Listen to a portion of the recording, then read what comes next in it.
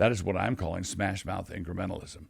If you give us what we are demanding now, we will most certainly be back in the next legislative session demanding more.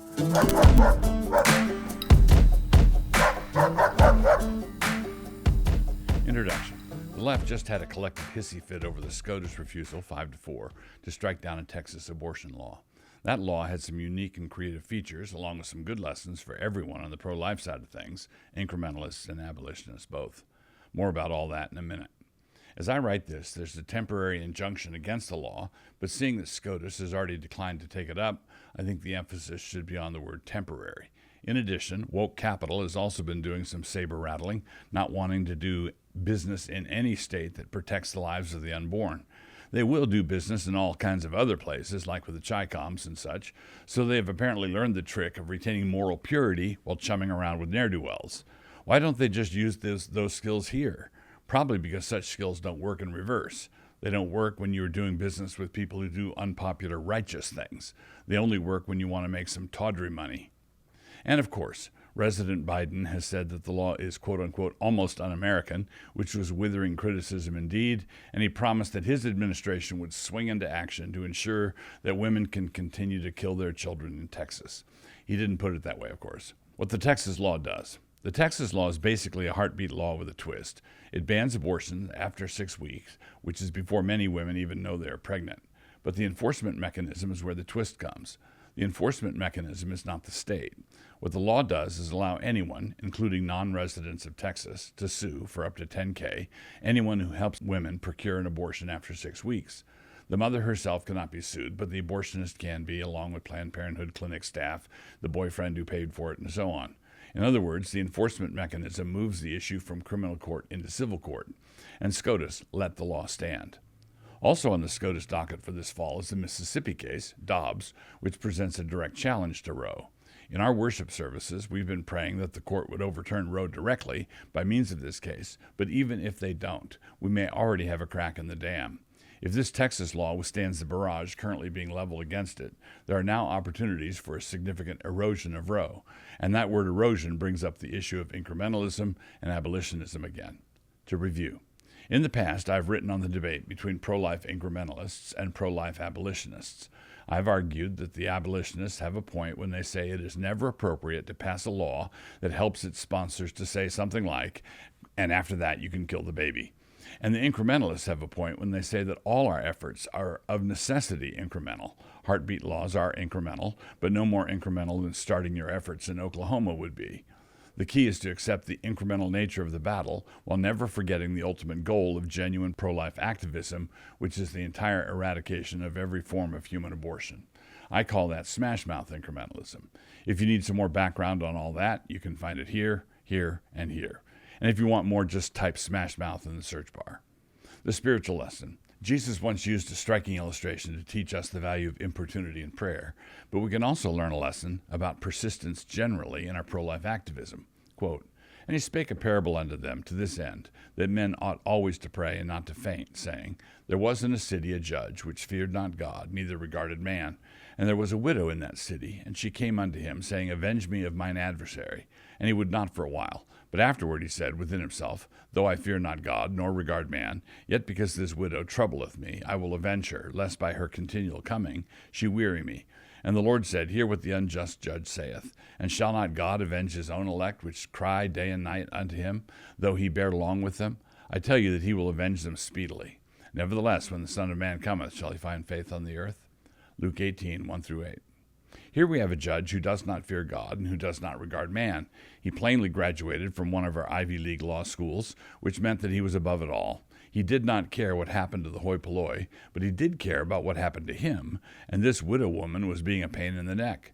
Jesus was using this as an a fortiori argument. If persistence can bend a callous judge to do the right thing, then how much more will the persistence of God's elect be persuasive to their Father? But we need not limit ourselves to that ultimate lesson. We may also take this as a license for pestering judges who do not fear God or regard man. That is what has been happening with the steady stream of various kinds of variegated pro-life cases that wend their way up to the Supreme Court. Policing our own. The debate between abolitionists and incrementalists can get pretty heated, and I would like to appeal to the cooler heads in both factions. Some abolitionists would rather fight consistent pro-lifers than to fight abortion, and this is just ungodly. And some incrementalists have forgotten the point of the increments, which is just as ungodly, and an illustration of where the abolitionists have a valid point. The best thing would be if the cooler heads in both factions repudiated the compromises that are occurring in their own camp. If such were to happen, the world would be a better place. The debate generally comes down to whether an abolitionist governor could sign an incrementalist bill, say a heartbeat bill.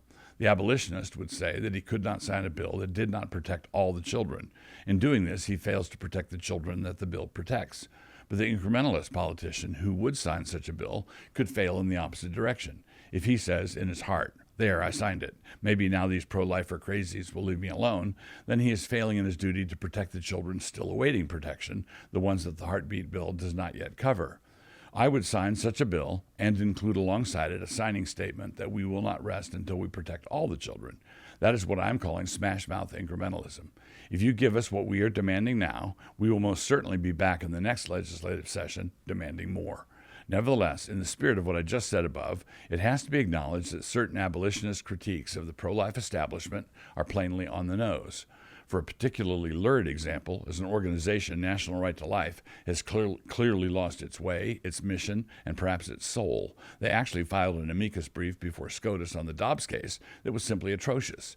If you are a donor to National Right to Life, it is high time to stop sending your money there. There are plenty of consistent pro-life organizations. It is high time to look elsewhere. Here's one that Nancy and I support. It's hard to argue with abolitionists when this sort of thing happens, and I don't have any interest in arguing with the abolitionists about it, because whatever Smashmouth incrementalism is, this is not it. It is bad for the soul to try to defend the indefensible. But at the same time, an abolitionist governor who refuses to sign a heartbeat bill is not protecting the children with a heartbeat. And the incrementalist governor who settles for a heartbeat bill is failing to protect the children who do not yet have a heartbeat. But I do not bring this up to get that debate blazing again. The issue is not whether abolitionists could sign an incrementalist bill. The issues that are barreling toward us are, in my view, quite different, building on incrementalist victories. What shall we do if there are cracks in the dam? What can we do if the dam breaks? I hope the answer will not be continue to fight with one another.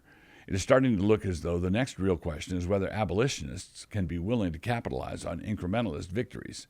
I don't agree with an abolitionist's scruples about signing a heartbeat bill, but I do understand those scruples. I see and get the argument. But I don't see any consistent argument that would prevent a Texas abolitionist from suing a Planned Parenthood doctor in his city.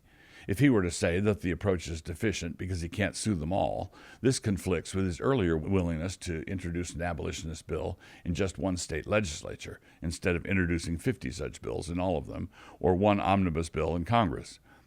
In other words, suing one doctor is simply geographical incrementalism, which the abolitionists were already committed to. Or to illustrate further, suppose the Mississippi incrementalist law is upheld by SCOTUS, and as a consequence, Roe is overturned. I'm not predicting this, although I am praying for it, but run the thought experiment out. If incrementalists succeed in overturning Roe, individual states can still allow abortions, just as some states had done prior to Roe. Under such a circumstance, with Roe overturned, the incrementalists did something that paved the way for abolitionists to do something at the state level. The pro-life bottom line. Where do we agree? If we agree that our ultimate goal is the ultimate eradication of all human abortion, I don't see why we can't shake hands and return to our respective stations, prepared to work toward that end. We all have to decide before God where we will stand and what we're going to do about it. If we are laboring with that ultimate goal in mind, I would suggest that the best thing we could possibly do is leave one another alone and to offer our own labors up to God. Quote, "Who art thou that judgest another man's servant? To his own master he standeth or falleth. Yea, he shall be holden up, for God is able to make him stand." Romans 14:4.